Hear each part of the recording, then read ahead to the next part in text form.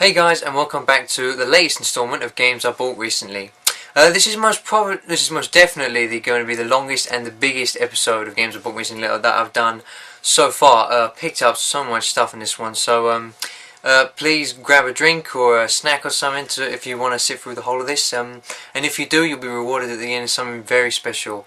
Not really a game that I've bought, but something really nice at the end if you stick all the way through. So without further ado, let's quickly get started because I've got a lot to get through here. I'll try not to say too much about too much of the stuff. I'll try and get through it as quickly as possible. So first off, in my last games I bought recently, I got The Legend of Zelda Oracle of Ages. So couple months ago I picked up The Legend of Zelda Oracle of Seasons on the Game Boy Color. And this is the counterpart to Oracle of Ages, released at the same time, but they're completely different games. Oracle of Ages focuses more on puzzles, and it's got more of a deeper storyline, a lot more text and stuff, like Ocarina of Time and stuff. And this one is definitely more like the original NES Zelda, and kind of linked to the past. I mean, it does have elements of modern Zelda in it, although there are puzzles and there is text, there is a story to this, and they link in very well together. If you finish this game and you finish Oracle of Ages, you can... Well, if you finish one first, you can link this game to the other, which gives you extras. So I play this as a linked game because I completed Oracle of Ages and moved straight on to this. So you get a few extras, you get different text. Zelda appears in the other game if you've linked the games together, and you get a different ending and a different boss. So if you're going to play the Oracle games, I do recommend that you play them together. And yeah, this one's really good. I think I prefer Ages just because of the puzzles and stuff, and overall they're both great games, but yeah, Ages is kind of edged out a little bit for me. But yeah, both great games, excellent Zelda games, and in my Zelda run through at the moment, I've finished this, and I've finished Four Swords, which comes next. Now I'm just waiting on Wind Waker HD, and then I can carry on. So moving on to a couple Game Boy Advance games, I got Spyro Season of Ice, as well as Spyro 2 Season of Flame and Spyro's Adventure. Now I got these all on an eBay auction for a pretty good price, so I thought, hey, why not get them? I don't actually own the PlayStation Spyros at the moment, but I have played a lot of them, and these games, they're very similar, same gameplay, same style as the original Spyro games, collecting gems and saving dragons and stuff. And all three games play pretty similarly. They're all kind of just sequels to each other, like the original PlayStation ones were. So they're not as great as the PlayStation 1 games. They're not actually made by Insomniacs. But if you did enjoy the PlayStation 1 games, these are excellent. Same gameplay, same style, and you'll most likely enjoy them. So now I'm quickly going to show you a clip from a previous episode of games I bought recently. Now, usually I get my my platform games on the 360, but I got this on PS3 because I'm looking out to get the collector's edition on 360, and I just wanted the game now and it was cheap, so I got it on PS3, so in the future I can get the collector's edition on 360. And lo and behold, here I have the Rayman Origins Collector's Edition. So as I usually do in my games I bought recently, I'll do an unboxing for this. And I did a review of this game. I'll put the link in the video now if you'd like to check that out. So the main thing that this Collector's Edition kind of comes with is this little pop-up art, which honestly is kind of awkward to get out and use, and you can't really show it off. But the best thing that I think about this is definitely the art book, because it's not actually an art book, it's more of like just different stories from the Rayman universe that the artists have put together, and you know, very funny. Really love this this little collection of like comic strips from the game. And this also comes with a soundtrack, which I didn't actually realise when I ordered it, so I was really happy with that when it arrived, because the Rayman Origins soundtrack is excellent. And of course, I picked up Rayman Legends for the Wii U. I did a review of this game as well. I'll put a link on the video for that. And well, I won't talk about this much. If you want to hear my impressions, then you should check out the review. But yeah, hard to go back to Rayman Origins after you play Rayman Legends, because it's just that much of an improvement over Origins. An excellent game, love it so much. Now, Rayman Advance for the Game Boy Advance. This is a port of the original Rayman game, and a really good port of that. it runs, you know, quite as well as the PlayStation version. If I'm honest, a couple setbacks, like the music isn't as great, obviously, because it's on a cartridge, and it's on a 16-bit machine. But it's pulled off really well, and actually the original Rayman was in development for the Super Nintendo, and since the Game Boy Advance is kind of like a portable Super Nintendo, it shows that it really could have been done on that console. Rayman Advance is a really good game, and platformers are kind of games to play on the go, so I'll definitely check out Rayman Advance if you haven't checked out the original Rayman already. Really good port, and it's made much easier, so maybe if you're more of a modern gamer, this might be easier for you. And last up for Rayman stuff, I got Rayman Revolution, and I've also done a review of Rayman 2 and Rayman 1, if you'd like to check them out as well. Yeah, this is a port of Rayman 2 for the PlayStation 2, but this is a messed up port.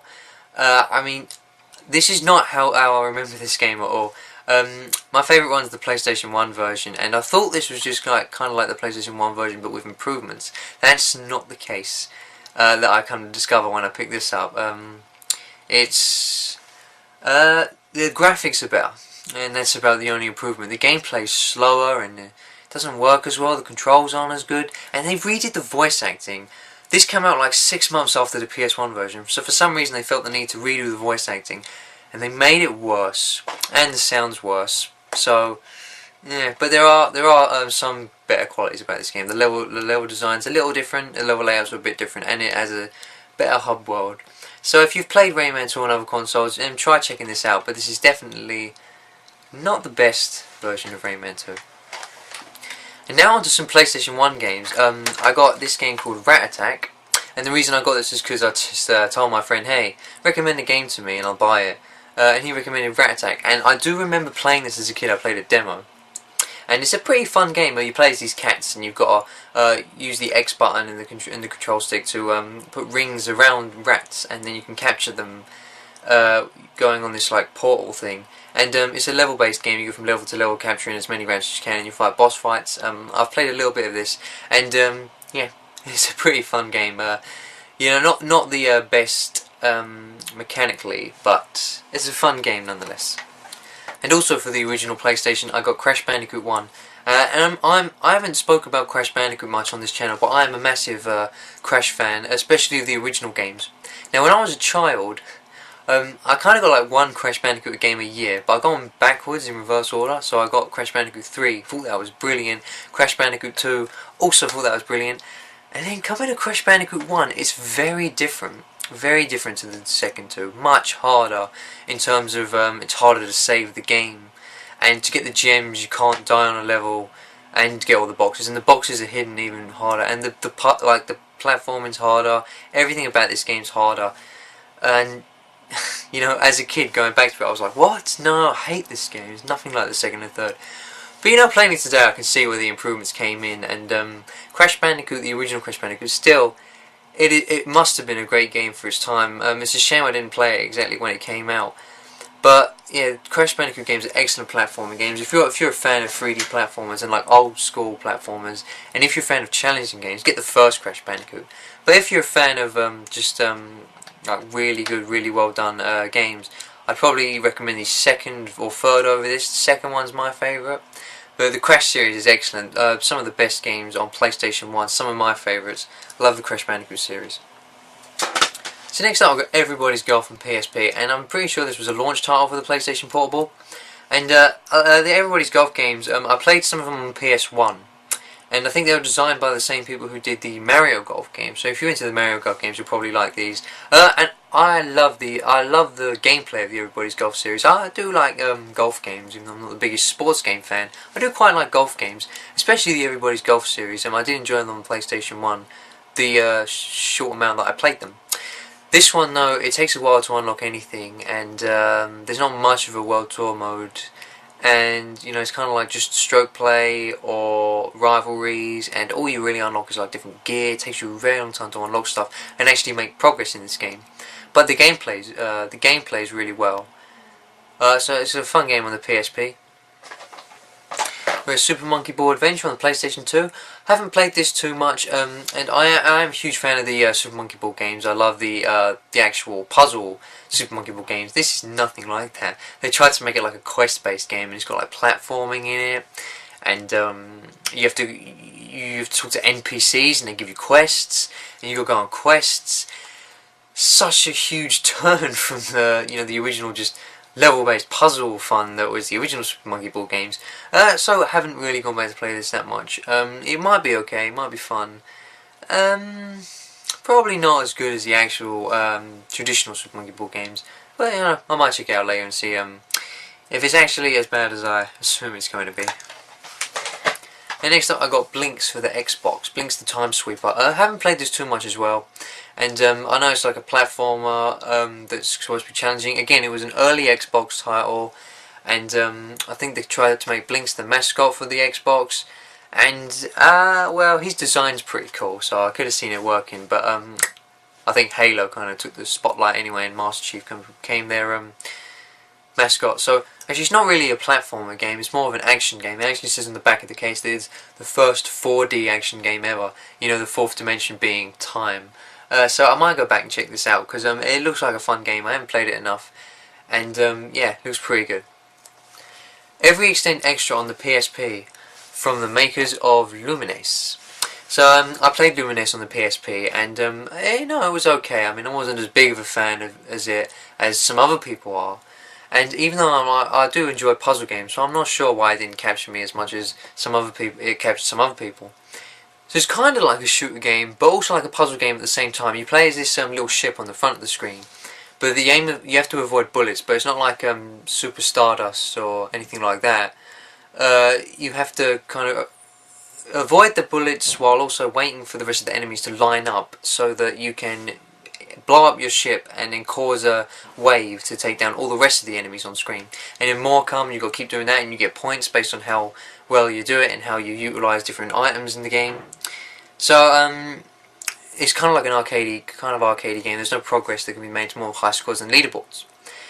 So a pretty cool game. I'm not sure how much I'm going to play it, but yeah, if you're into those kinds of games, kind of arcadey. If you're into shoot 'em ups, maybe no, but if you're into arcade puzzle games, then maybe yes. This game I kind of just bought for collector's purposes, and that's Rock Band Song Pack 1 on the Wii. I have all the European released Rock Band games, except for the DS ones, and except this, I didn't have Rock Band Song Pack 1. Now, there really was no reason for me to get this, because I can only play vocals on it, because I don't have any of the Wii instruments. Also, if I was going to use it on the TV that my Wii set up to, it would lag. So I kind of really just bought this to say that now I own all of the European console Rock Band releases. What an accomplishment. Yippee. Jak and Daxter for the PlayStation 2. Now, I hate myself because I have not played this game yet. I played it to record footage, but I haven't got into this game yet. And, you know, like I said, I love the Crash Bandicoot games. And this is also made by Naughty Dog, who made the Crash Bandicoot games. And I'm a big fan of the Uncharted games, so I definitely have to jump into Jak and Daxter. I hear they're open world type platforming games. Well, the first one is at least, and I played a little bit of the PSP one and enjoyed that. So I'm sure I'm going to love this. Once I have some time, I will definitely jump into this platformer. I cannot wait. And another music game. This time a really quirky one. Elite Beat Agents on the DS. I am a huge music fan. Music game fan, huge fan of quirky music games, and this is definitely one that you have to check out if you're a fan of that. I did enjoy Theatre Rhythm on the 3DS, and this one's kind of similar, but it incorporates real world music like Avril Lavigne and Deep Purple and Rolling Stones, and they use covers of the songs, but the covers are pretty good. And the gameplay is like different spots pop up on the touchscreen, and you've got to touch them in time, or you'll have to drag something, and it's a whole lot of fun. Really fun to try and get high scores. It starts off really hard. I was cocky and jumped right into the hard mode and completely sucked. But the difficulties kind of it does advance, because if you choose the easy mode, the songs get harder, and after that you can just jump into the normal mode, and you'll feel right at home with the difficulty getting progressively harder, and eventually you'll become a pro. And it's really user friendly that way, and I really enjoy this game. It was a whole lot of fun playing through this. If you're a fan of quirky music games, definitely check out Elite Beat Agents. It's one of the best quirky music games you can play. And I got it for cheap, so check it out on the DS. Really good game. And now to some games I haven't played much of, but I got pretty cheap. So Blood Rain on the Xbox. And if you've played this game, you probably will agree with me on this. The beginning is not user-friendly at all. I jumped in, didn't have a clue what to do at all. I think it kind of tried to give me a tutorial with the controls, and it was really hard for me to work out where to go.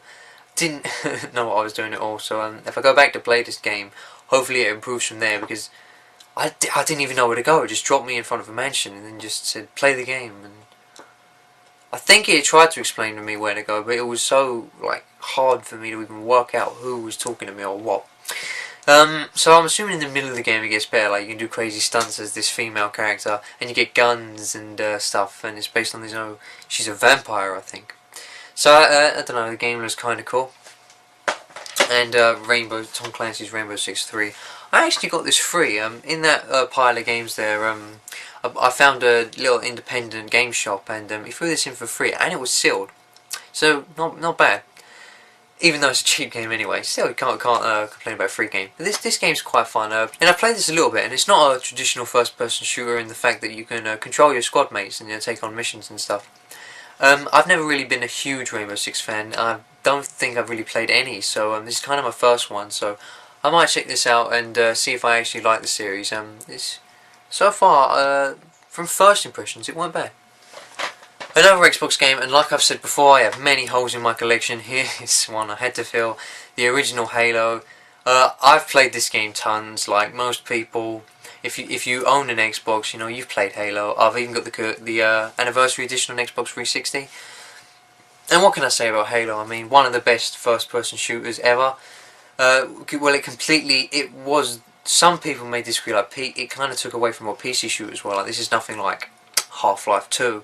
For example, this kind of was steering away from that while also going on its own path to create what we now know as the modern first-person shooter. The shooters where you get hordes of enemies and your health regenerates and you got to hide. That's what the game kind of introduced. But it was definitely not like a complete jump from, Half-Life 2, Call of Duty Modern Warfare 2. Nothing like that. This game did still retain something of what PC shooters had.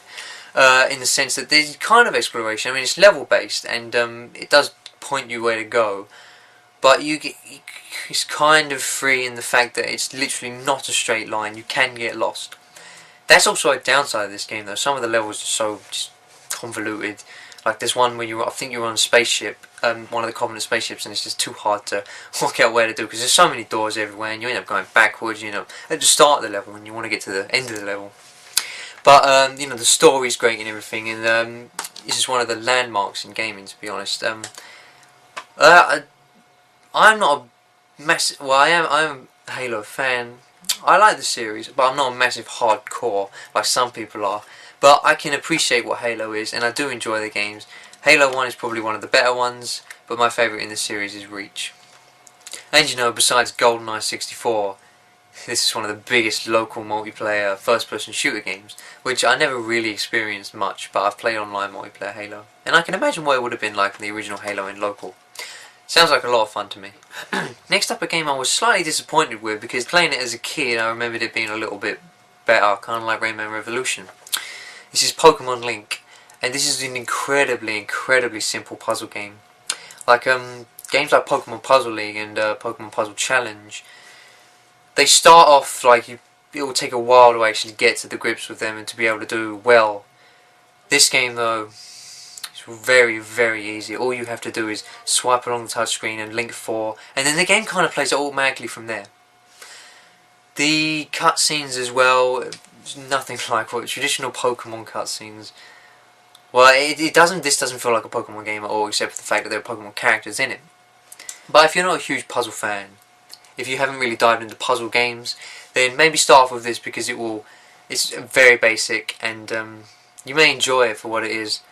But I gotta say, what I do love about this game is the box art. This is one of my favourite box arts ever. I do love the art style in this game. These little Pokemon heads, and they put legendary Pokemon in there. Like you got Jirachi and Celebi on the cover.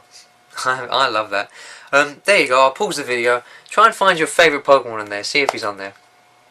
Next up, a bit of a controversial game between my friends, and that's Sonic and the Secret Rings. Now, I remember getting this when it first came out, and I was really excited for a Sonic game on the Wii. And I played it, and within a week I traded it in. Not that it was that bad. The gameplay was okay. Basically the gameplay is Sonic runs on his own. You have no control over Sonic running forward. All Sonic does is run forward, but you tilt the Wii remote to make him run side to side. And you can like throw it forward to do homing attacks and stuff. So the game runs kind of automatically, but you have a tiny bit of control. And the point of the game is to go for like scores and times and stuff. But yeah, I did end up trading the game in after a week, because it just wasn't what I was looking for at the time. Playing it now though, again, because I got it kind of cheap, it is kind of worth the amount I paid for it, like £7 or something like that. It's okay. You can like level up Sonic's abilities and stuff, and it gets progressively harder as you go along. And some of the levels can be pretty challenging. The story is nothing to write home about. Well, I suppose no Sonic stories are really, but this one takes it on a different tangent. It's the start of the storybook saga. This and Sonic and the Black Knight followed that, which I haven't played yet. But speaking of this game, the worst thing about this game, the absolute worst thing, is the tutorials, because they take so long. So many tutorials, and you have to do them, and there's breaks between it teaches you every tiny bit about the game, and then there's breaks in between them. And it takes so long to get to the end, and you have to keep hearing the theme song every time you get in between the tutorials. I'm not a big fan of the tutorials in this game, if you can't tell. Yeah, this game's okay. I wouldn't go out looking for it, but if you see it for cheap, then maybe pick it up. It's kind of fun. Next up, we have a bit of a big box here. I got Guitar Hero 3 Legends of Rock on the PlayStation 2. Now, I didn't really buy this for the game, since I had the game on Xbox 360 anyway, and in terms of the game, the PS2 version, it's really hard to play after playing the 360 version. Not that I'm a graphics whore or anything, but it just doesn't... I mean, it plays fine, but yeah, it's just, it looks dated, even though it came out at the same time. But, I mean, I did upgrade from the Wii version to the 360 version, so maybe going back was a bit of a step. But the real reason I bought this was for the guitar that comes with it. And you get this wireless crammer here. And the reason I bought this was because I had an SG, which is the wired ones for the PS2, and the buttons were a bit stiff. And since I'm quite hardcore into these games, and I play on the hardest difficulties, and I try to get 100% of these songs, I can't really be working with stiff buttons. In terms of the guitar's not bad. These buttons are a little stiff, but they're a little bit better. They're a bit better than the SG that I have. You know, it's wireless for the first time for the PS2, and the strum bar's okay. I compare this probably to the Les Pauls. If you're into the Guitar Hero scene, you'll know what I'm talking about. But yeah, this guitar ain't bad, and at least it breathes new life into the Guitar Hero 1 and Guitar Hero 80s games I have on PS2. That I can now play properly, that I have a guitar that doesn't piss me off. Now to a couple more DS games. I got more brain training for the DS, and these games are incredibly cheap, and you know, these are some of the biggest games on DS. They really pushed these brain training games, these Dr. Kawashima games, and Touch Generations. Yeah, they launched this Touch Generations thing. I picked up the original Brain Training when it first came out for the full price of £30, which you may think is insane since it was £1 now. But I actually really enjoyed that game when it first came out and thought it was really worth the £30. I played it a lot. They're actually a whole lot of fun. You know, I'm sure you don't. If you haven't played these games, I'm sure you'll be like, maths. Why would I want to do maths? Why would I want to do brain exercises? They're actually a whole lot of fun. And you also get loads of Sudoku in here, and you know, the boring old fart I am, I like Sudoku. I think I completed most of the ones in the original Brain Training. So this is a good game. It's more of the same with Brain Training, but if you enjoyed the original Brain Training, then I'll check this out. I don't actually own the original Brain Training. I'd like to pick that up one day. And I also got Sight Training on the DS, and similar to Brain Training, but it's training for your eyes as well. Again, you'd think, why would I want to pick up a video game to train my eyes? My eyes are fine. I got 20/20 vision. But that's exactly the thing I said. But the game's, the game's kind of fun, and you wouldn't want to pick this game up to try to train your eyes. You want to pick this up for fun. And the mini games are kind of fun. They are hard as well. You'll realise how bad your eyesight is. Well, not your eyesight, but your actual ability to use your eyes is when you play this game, and it does help you improve them. Not sure how well that will translate into everyday activities, but they're fun to play. The game's fun to play, and improving your scores on these, it feels like a good accomplishment.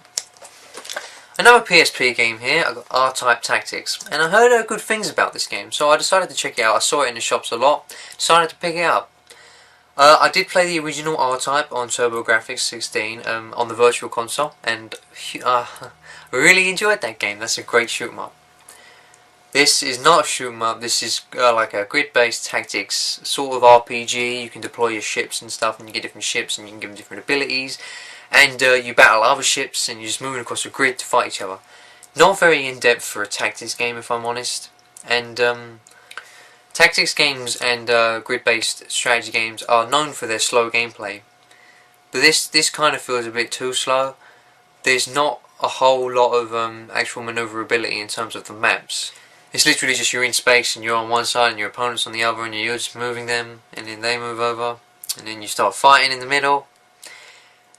It's got a couple unique things, like you have to refuel your ships, but one of the units on screen is fuel, and you have to move that over to the different ships. That's kind of fun. But the game does, yeah, it runs kind of slow, and I didn't enjoy it as much as I thought I did. So I don't think I'm really going to go back to this very much. But if you're a big fan of tactics games, maybe check it out. But if you want to, you know, thinking about picking up a tactics game and you're a fan of shooter games, this is a little bit too different. I'm not sure if you'll enjoy it. On the Wii here, I got one of the best Wii games going, Metroid Prime 3 Corruption. Now, I haven't played this since I got it now much, but I did play it extensively beforehand, where I had it before I started collecting. I love the Metroid Prime series. I think the first one's probably my favourite, but I just love how they translated the 2D gameplay into a 3D world. You know, and everyone was skeptical when they first announced that the Metroid Prime game was the Metroid franchise would turn into a first-person shooter, but it's not a first-person shooter at all.